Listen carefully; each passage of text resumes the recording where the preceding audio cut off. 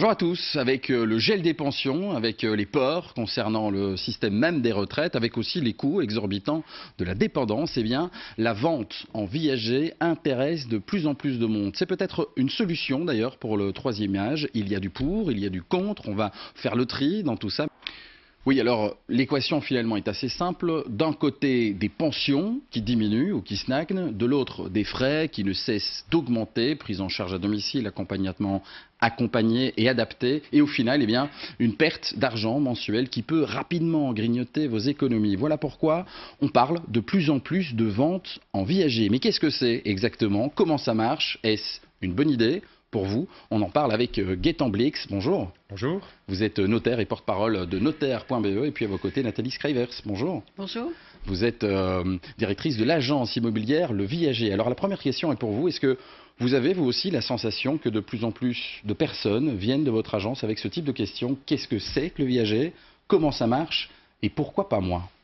Oui, de plus en plus, chaque jour, nous avons des personnes âgées, seules ou encore en couple, qui souffrent de la difficulté de nouer les deux bouts à la fin du mois parce que les charges augmentent et pas les pensions.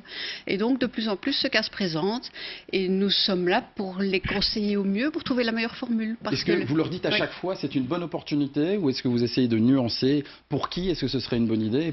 Et oui. Pour qui est-ce que on ce essaye serait de bien plutôt comprendre compliqué? pourquoi ces personnes souhaitent vendre en viager, quelles sont leurs motivations, quel est leur entourage familial et financier, pour les conseiller au mieux dans la meilleure formule, parce qu'en viager, il y a plusieurs formules différentes aussi. Alors quelles sont justement ces questions que vous leur posez? Est-ce que vous pouvez leur proposer un système particulier? Oui, on essaye de s'adapter à leurs attentes. Donc, quels sont leurs moyens financiers? Sont-ils réellement trop justes? Ne le sont-ils pas? Jusqu'où le sont-ils? Et donc, quelle est la formule de vente en viager qui sera la mieux adaptée? Un bouquet plus élevé et une rente plus basse? Ou à l'inverse, un bouquet plus bas, mais une rente plus élevée et plus longtemps? Donc, c'est vraiment du sur-mesure qui est fait à chaque fois pour répondre à la situation financière propre de la personne. Alors le bouquet, on va l'expliquer rapidement, on en a parlé tout à l'heure dans le sujet, c'est au moment de la vente de viager. Il y a de toute façon une somme incompressible, je parle également au notaire, une somme incompressible qui est donnée à l'acheteur, donc par l'acheteur au vendeur. Et cette somme, c'est ce qu'on appelle le bouquet, qui donc est une partie déjà de la vente réalisée. C'est comme ça que ça fonctionne. Oui, c'est ça. C'est comme une espèce d'acompte sur le prix. Une partie du prix qui est payée cash au moment de l'acte authentique et le solde du prix est converti en une rente viagère. Est-ce que vous conseillez, vous, de façon générale, est-ce que vous en voyez passer beaucoup pour l'instant des actes de vente en viager? Dans la pratique, c'est quelque chose qui ne se voit pas très souvent. Maintenant, ce que dit madame, il est fort possible qu'avec l'évolution de la démographie, l'âge qui avance et les charges qui augmentent, que certains propriétaires sans héritier pensent à cette formule. L'intérêt étant évidemment de pouvoir rester habité dans son bien. Oui, la problématique, c'est celle que vous venez de soulever. Le problème, c'est évidemment que le bien est vendu et donc ne peut pas être cédé à ses héritiers. Non. Certaines personnes même envisagent cette formule pour déshériter un enfant qu'ils n'ont plus vu depuis très longtemps. Avec une vente en rente viagère, ce n'est pas une donation. Et donc, pour autant que vous respectiez les conditions émises par la loi, c'est tout à fait valable. Et au moment où vous décédez, l'enfant que vous n'avez plus vu depuis très longtemps découvre que ses parents n'ont plus leur maison. Comment est-ce que ça fonctionne? Est-ce qu'il n'y a pas une forme de pression finalement, du candidat acquéreur sur la personne âgée qui reste dans son bien? Est-ce qu'il n'y a pas cette petite crainte, cette petite peur qui vient d'être exprimée ici dans le sujet? Oui, c'est quelque chose qui dans la pratique se révèle régulièrement. Ce sentiment sous-jacent qu'on va croire que je spécule sur la mort plus ou moins rapide de la vendresse ou du vendeur. Et c'est exactement ça. C'est quelque chose que les gens ressentent. Normalement, ce n'est pas comme ça, puisque fondamentalement, l'idée, c'est de convertir un prix dans une rente mensuelle. Parce qu'il y a des personnes qui ne savent pas obtenir un crédit hypothécaire, mais qui ont éventuellement la possibilité de payer une rente tous les mois, alors éventuellement pour un placement également. Donc il y a différentes possibilités pour un acheteur de faire un achat, il y a différentes motivations.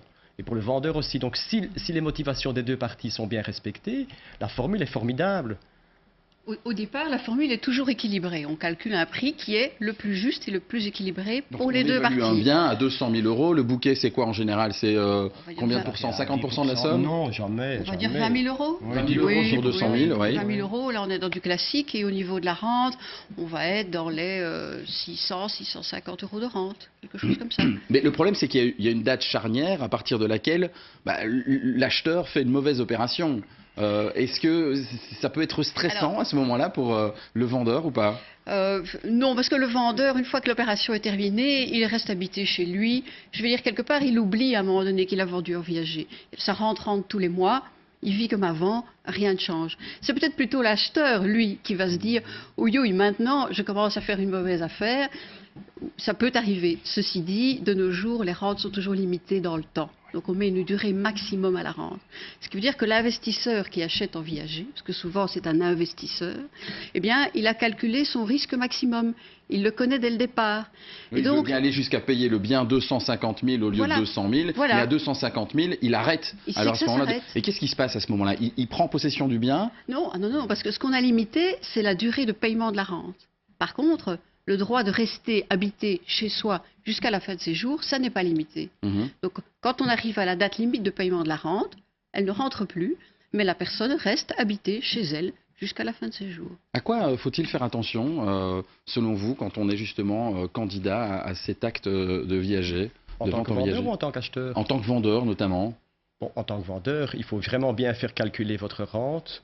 Là, les notaires sont à la disposition des particuliers parce que nous avons un programme informatique qui permet de calculer la rente.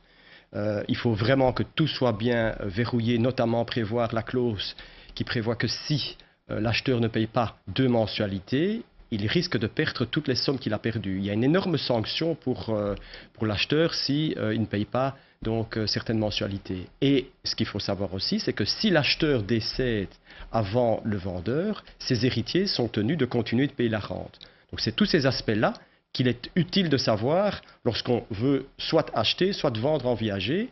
Donc l'idéal, si on a contacté une agence pour mettre son bien en vente, éventuellement, parallèlement, aller rencontrer un notaire pour voir juridiquement comment est-ce que tout ça va être organisé. Alors, selon vous, pourquoi le viager rencontre-t-il de plus en plus de succès? On vous écoute et on en parle à nouveau juste après. Parce que les personnes âgées peuvent rester chez eux en général. Et souvent, quand c'est une grande maison, comme je connais quelqu'un comme ça, quand c'est une grande maison, ils peuvent rester dans un des appartements. À mon avis, aux personnes plus âgées, avec le coût de la vie qui augmente, qui finalement se rendent compte que le seul patrimoine qu'elles gardent, c'est leur bien immobilier, qu'elles ne veulent pas quitter. En l'occurrence, elles ont besoin d'avoir un peu de cash pour vivre et avoir une qualité de vie meilleure, parce qu'avec la pension, c'est pas ce qu'il faut. Il n'y a pas le nécessaire en tout cas. Donc voilà, je pense que c'est plutôt une raison du coût de la vie. Peut-être parce qu'il y a de plus en plus de personnes âgées qui ont des soucis financiers. C'est quand même un apport d'argent immédiat, quoi, c'est ça.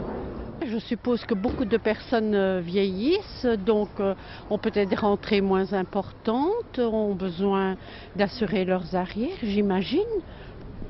Les gens ont besoin d'argent et puis ils se disent profitons-en, autant ne pas laisser ça à ses enfants, en profiter soi-même. Madame Skyvers, je me posais la question de savoir si les candidats vendeurs que vous recevez dans votre agence immobilière s'interrogeaient justement sur, pas nécessairement le risque, mais sur la pression que l'acheteur pourrait mettre sur elle. Par exemple, si en cas de décès, est-ce qu'il y a une enquête? Comment ça se passe exactement? Ils vous posent ces questions-là, j'imagine. Oui. Certains arrivent chez nous en étant inquiets, en se disant oui, mais si je vais en viager, l'acheteur ne va penser qu'à une chose, c'est à ce que je décède et le plus rapidement possible. Et certains ont même peur qu'on leur fasse du mal. On les rassure, l'expérience nous montre que la personne qui achète en viager, en général, c'est un placement comme un autre, c'est une diversification dans ses investissements. Et donc, elle fait son calcul d'investissement et elle va jusqu'au terme de l'investissement et n'y pense plus. Mais vous comprenez que l'investissement devient intéressant à partir du moment où le vendeur décède suffisamment tôt pour que ça soit rentable. Voilà, mais l'acheteur comme le vendeur sont comme vous et moi. On ne sait pas quand ça arrivera. C'est le principe du viager. Ce pari, c'est quand même un peu stressant. C'est peut-être pour ça, selon vous, que ça reste encore assez marginal. Ce que je constate quand même dans la pratique, surtout quand j'entends madame, dans la pratique, qu'est-ce qu'on voit? C'est souvent des proches du vendeur qui viennent nous voir en disant voilà, on s'occupe de madame Huguette ou monsieur Paul, etc. Et on a décidé d'acheter son appartement en rente viagère parce qu'il n'arrive plus à finir ses fins de mois. Et c'est souvent ces gens-là qui, s'occupant de la personne depuis très longtemps, décident finalement de lui racheter son appartement ou sa maison. Mais c'est plus souvent des appartements. Quel est l'intérêt pour ces personnes-là, justement, alors à ce moment-là? Souvent, le vendeur d'avoir un complément de pension, un complément de revenu. Maintenant, il faut quand même faire très attention que l'acheteur doit bien continuer à payer la rente, même si à un moment donné, la personne âgée, considérant que l'acheteur lui rend en plus des services quotidiens comme faire ses courses, faire l'entretien de son appartement, faites attention, si vous êtes acheteur, continuez de payer. Qu'est-ce qui se passe? Imaginons que cette personne âgée doit être placée en maison de retraite ou sous une protection juridique qui est l'administration provisoire. C'est souvent un avocat qui est nommé et cet avocat va vérifier si la rente a toujours bien été payée. S'il constate que l'acheteur n'a pas payé la rente, l'acheteur aura beau dire que c'était un arrangement avec le vendeur, l'administrateur provisoire va demander l'annulation de la vente. On a l'impression que vous parlez d'un cas concret là. Oui, mais c'est des choses qui arrivent. Oui, c'est des choses qui arrivent. Pourquoi? Parce que souvent, comme je vous dis, dans la pratique, c'est souvent des personnes proches de la personne âgée qui est souvent seule, qui vont acheter leurs biens et qui s'occupent de cette personne. Et rapidement, en 2 mots, si donc le vendeur ne décède pas, mais quitte l'appartement parce qu'il ne parvient plus à y habiter et va dans une maison de repos, comment ça se passe à ce moment-là? Donc, le propriétaire qui part en maison de retraite peut continuer à mettre son appartement en location et peut continuer à percevoir les loyers. Donc, au lieu de l'habiter, il peut le mettre en location. Mais celui qui a acheté l'appartement ne doit plus verser la rente locative alors. Tout ça dépend de ce qui a été, tout ça dépend de ce qui a été prévu dans le contrat. D'où l'importance de bien ficeler le contrat dès le départ. Et ça, tous les notaires le font correctement dans l'acte notarié. Et en général, l'acheteur continue de payer la rente. Et le propriétaire, plutôt que d'occuper son bien, peut le mettre en location et toucher un loyer. Alors, on l'a dit, ça reste encore finalement assez marginal, même si on en voit de plus en plus. Connaissez-vous quelqu'un qui a vendu ou acheté en vie âgée? Si oui, est-il satisfait? C'est que les personnes âgées vivent de plus en plus âgées. Et du coup, je ne sais pas si c'est une bonne opération pour ceux qui veulent l'acheter en vie âgée. C'est une personne qui était avec sa femme dans une grande maison. Et alors, quand sa femme est décédée, alors ils ont voulu louer la maison et quelqu'un leur a demandé pour l'acheter, mais qu'eux pouvaient rester. Enfin, que lui pouvait rester plutôt. Et alors, lui, il est resté dans la maison, il est très content. Il a 93 ans, il est toujours là. Ça fait plus de 15 ans. Oui, parce que la personne est décédée 1 an après. Donc, elle était très contente. Non, j'ai connu quelqu'un qui a pensé et puis qui s'est rétracté en fait, qui s'est dit non parce que c'est trop justement un peu hasardeux, on n'est pas sûr, évidemment, c'est quand même délicat en plus. Moi je n'aime pas cette notion de tiens, je vais attendre que la personne soit morte, voilà, c'est un peu embêtant. En même temps, c'est la même notion qu'un héritage. Il a dû attendre longtemps. J'étais ravie parce que moi j'aimais la personne qui y vivait, donc voilà, mais finalement elle a dû quitter les lieux, donc je pense qu'il a été satisfait à la fin, oui. Ça valait le coup. Oui, ça reste un pari sur la vie qui n'a pas toujours bonne presse. C'est difficile de faire comprendre aux gens qu'il n'y a pas nécessairement une pression du vendeur ou plutôt de l'acquéreur sur le vendeur. Qu'est-ce qui se passe si la vente est limitée dans le temps et qu'au bout de la 20e année, eh bien, le vendeur est toujours vivant, l'acquéreur, lui, arrête forcément de donner l'argent? Comment ça se passe à ce moment-là? Mais c'est tout l'intérêt de très bien calculer et équilibrer l'opération au départ. On ne peut pas savoir combien de temps on va vivre. Non, mais on peut savoir quelles sont les autres sources de revenus du vendeur. Et donc, il faut en tenir compte. Et donc, fonction de la pension dont il dispose déjà, on sait que pendant 20 ans, en complément, il aura la rente. Et il faut se dire, oui, mais après, s'il faut aller en maison de repos, ça coûte fort cher. Alors, ce qu'on prévoit parfois, c'est une possibilité d'abandonner à ce moment-là l'usufruit, donc le droit d'habiter, à celui qui a acheté en vie âgée.